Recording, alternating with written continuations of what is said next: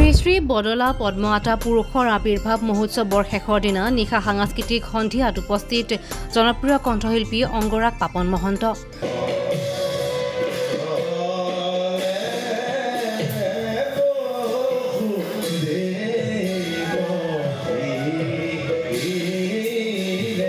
বৰগীত পৰিৱেশনেৰে জীপাল কৰি তোলে বদলা পদ্মআতা পুৰুষৰ মহোৎসৱস্থলী।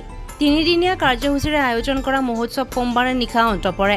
এক ঐতিহাসিক মুহূৰ্তৰ সাক্ষী হৈ ৰল ডিগবৈবাসী।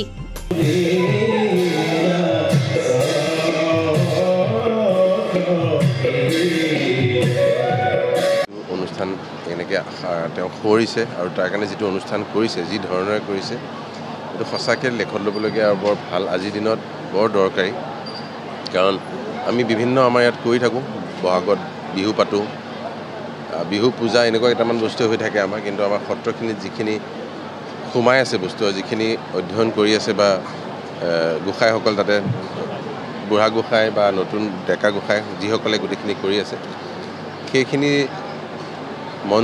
ৰাইজৰ মাজলৈও এনেকৈ ৰাইজে চব সত্ৰত বহিব নোৱাৰে, গতিকে এনেকৈ ওলাই আহিলে গোটেই মানুহখিনি দেখিব।